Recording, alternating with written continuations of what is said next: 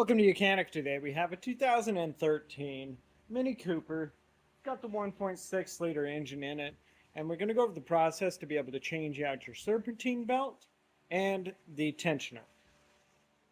So you have your serpentine belt and you have your tensioner. A lot of times you'd want to replace them both at the same time so that it functions the way it's supposed to. The tensioner can wear out and it won't keep the right tension there. So in replacing this, for our process, you don't have to do it this way, but we have removed this top piece that goes here. 2 bolts on this side, 2 bolts on the other side, a couple bolts here.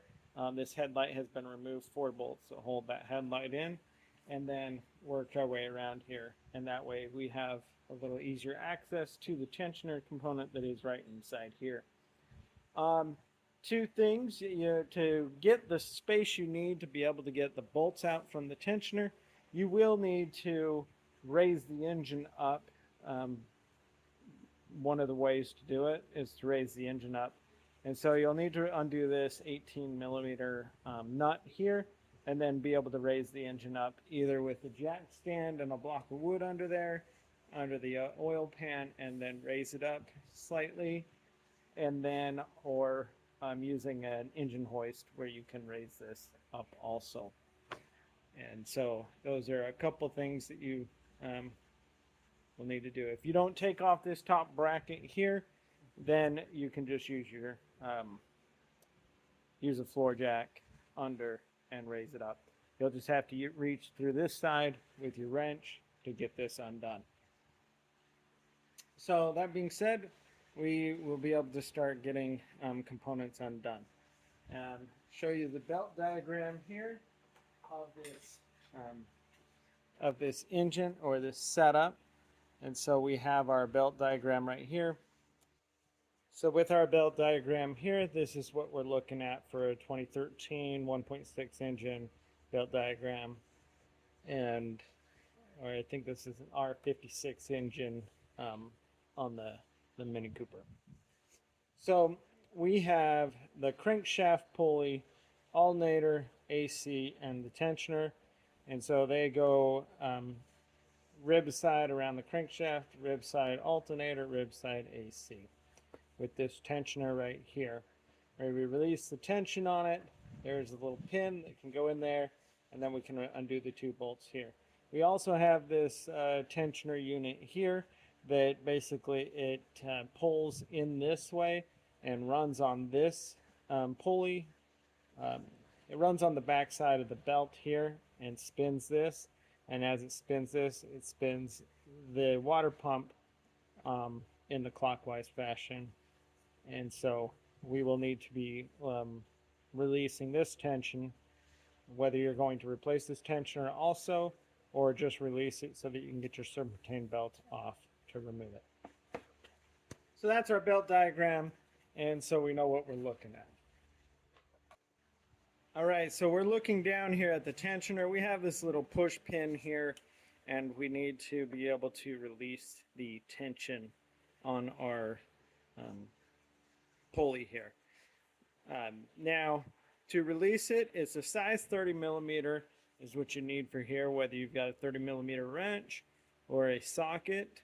Now, for that socket to work, you will also need to raise up your engine to get that, or since we have our light removed, we can take a pry tool in here and be able to raise this, push the pin, and lock it in the release position. So I'm going to take a pry tool in here and be able to grip it in here and then raise it up. Got it raised up, push this pin in.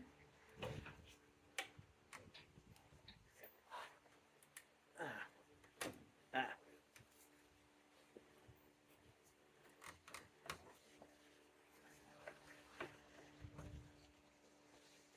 we go. So we have the tension that has been released, and so now you would be able to say remove your belt from the this top side. We're also going to remove this tensioner for the replacement. So this right here is held on by a T20 Torx. So remove that. That gives you the space to move this to the side, just so you have a little bit more space to get these bolts out from your tensioner.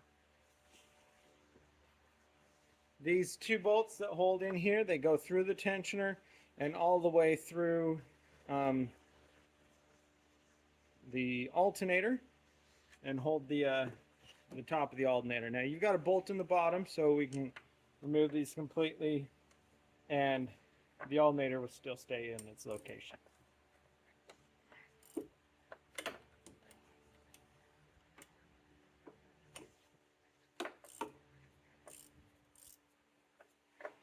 Now we'll get these loose and be able to pull them out, but we won't be able to get them fully removed without raising the engine of some sort or taking the front bumper off and moving the bolts on the bumper bracket here and pulling everything forward, because the bolts hit this plastic back here, part of the radiator core support.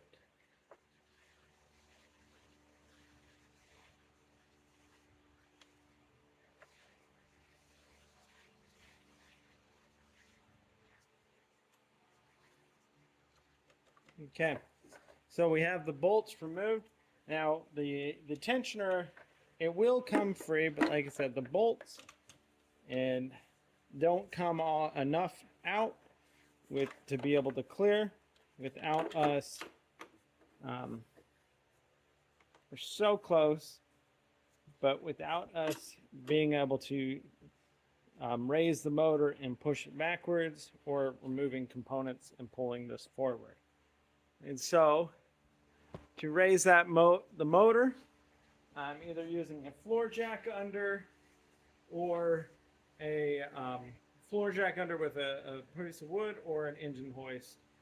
Undo this. There's a 13mm bolt that goes here for this grounding strap. That just helps us get its location, but also this 18mm nut here from the top of the motor mount will need to be undone.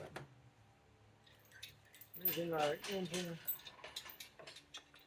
the engine hoist into place, and then situating our hooks onto the top bracket from the motor mount.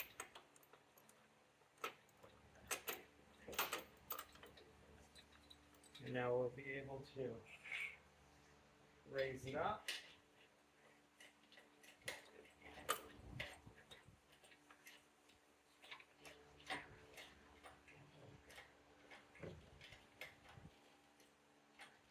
There we go. And that's all we need to do. We just need to get a little bit higher than that bolt, and the motor will go to the back, like I said, one way or the other.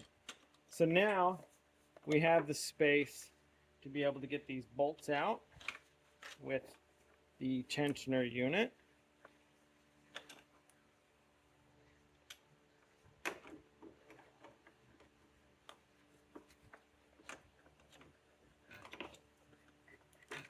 So we've removed our old tensioner.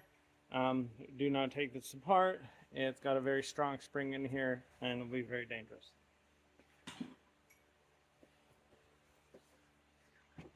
So that's removing of our old tensioner, and then we have our new one for replacement. And so we can, while we're at it, we can go ahead and slide this one into place, lining up our little glide here, slash we need to remove either from this side or from this side, because one of them can't be there. Okay, so I just removed the roll pin from this side because this one's already encrusted in there, and so just easier to do that. So it'll still work. So now we can line that up, slide it into place, and then being able to put our bolts in. And our tensioner is in the release mode right now, and so when we're done putting the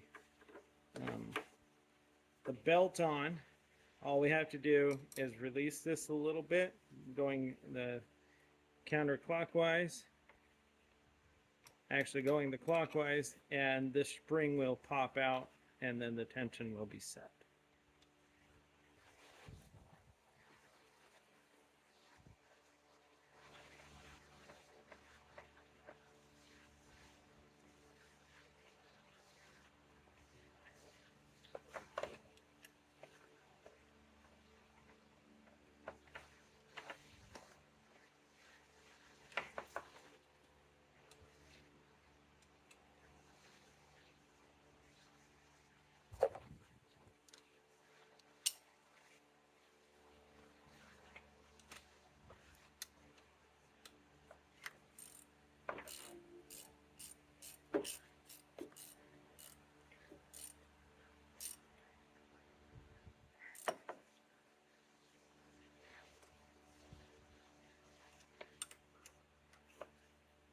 So we just tighten this 2 bolts up here that hold our tensioner into place. And now with the tensioner in place, because we want to have some space to get down there for the pulley system, we are going to move this forward, lower it down, and then we'll be able to remove the serpentine belt and replace that. All right, so I'm going to bring this motor back in alignment. Get it aligned. Being able to lower it down and then get our engine hoist out.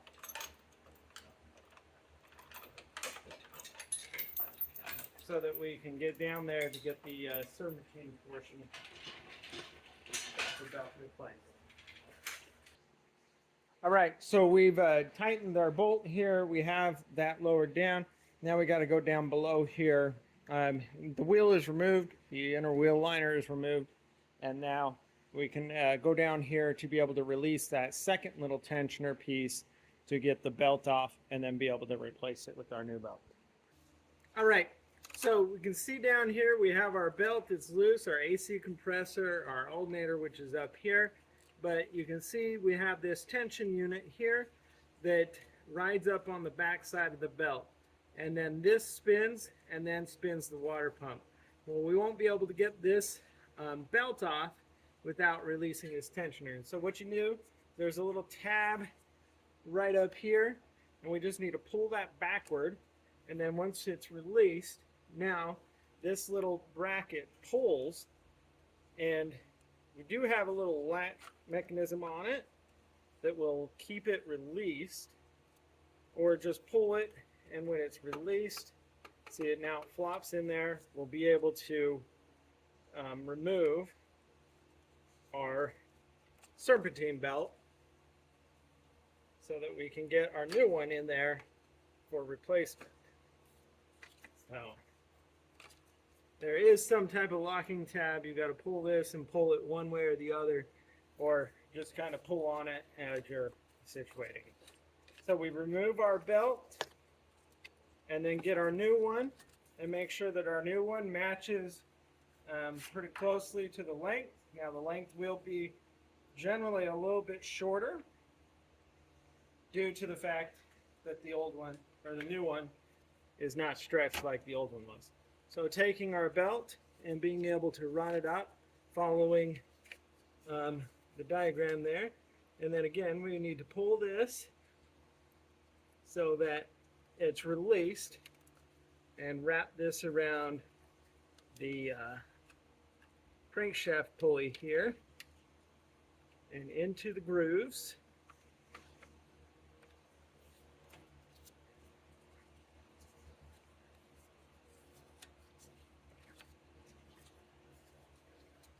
And then reaching up here, we're pushing it up while we're at it.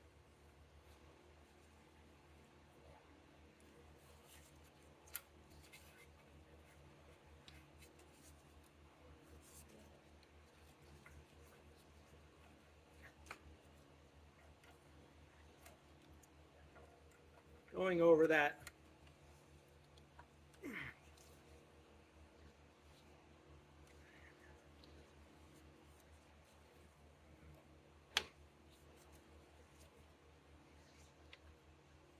Make sure it's in the grooves here. Seems to be right. So let's pull this again.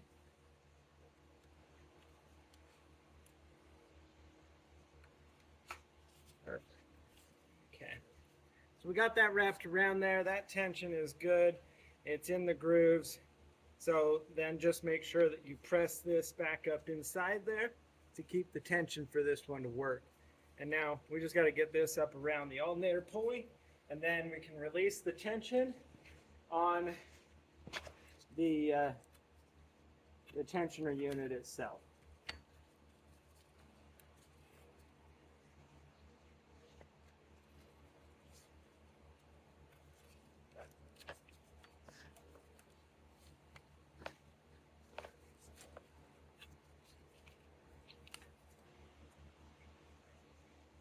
All right, the belt is situated in all of the ribs and sitting in there, and now we can release the tension.